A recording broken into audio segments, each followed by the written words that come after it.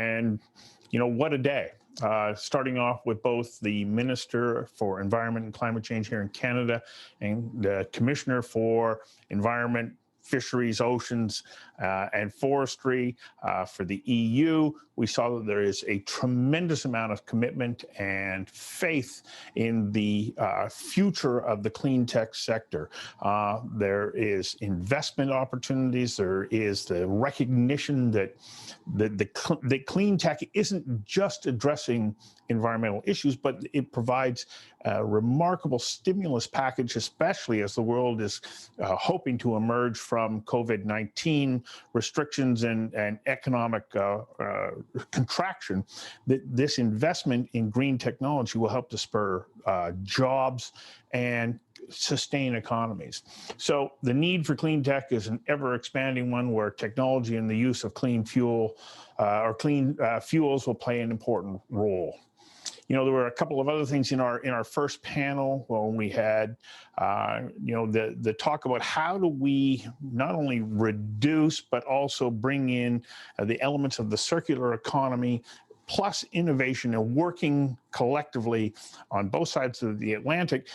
Out of that came this understanding that we also need to be fully aware that what we're developing, and if we develop to scale, we can share those technologies at prices and costs that are accessible for emerging economies in particular that would need that assistance. And so there is this coordinated effort that, yes, we're looking at how we can benefit here between Canada and CETA, but also recognizing that we are part of a much bigger and important relationship that is interconnected.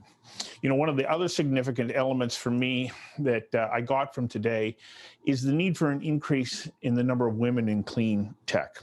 The ratio of women to men as of 2021, to me, is surprising and is disappointing. And so there is a loss to all of us due to a lack of diversity of perspectives.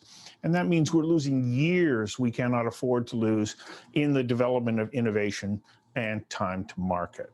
The clean economy needs to happen now. So just as I wrap up here, to give you a sense of the enormity of that challenge, I looked into the length of time it took America and Europe to transition from the horse to the automobile as the primary mode of travel. 50 years. It took 50 or more years for the horse to be replaced by the automobile. And we're wanting to move to carbon reduction targets that are incredibly ambitious, first to 2030 and then to 2050. So providing wholesale clean energy to the public at an affordable rate in the next 28 years is a massive undertaking. The great news about all of that is that the opportunities are remarkable. The need is undeniable, and the collective will, well, that's one of the other things that came out. The collective will, it is still building. When we were talking about how do we ensure that we can get hydrogen to the marketplace that can use it, one element that has to be there is that there has to be a demand for the product. And so we are all working in a coordinated effort from the innovation of ideas to the production and the delivery of them to be able to meet ambitious carbon and climate objectives, both in Canada and in Europe. So thank you everyone for being part of the Canada-EU workshops on CETA opportunities for the clean tech sector. I look forward to seeing you tomorrow at 8 a.m. Pacific time.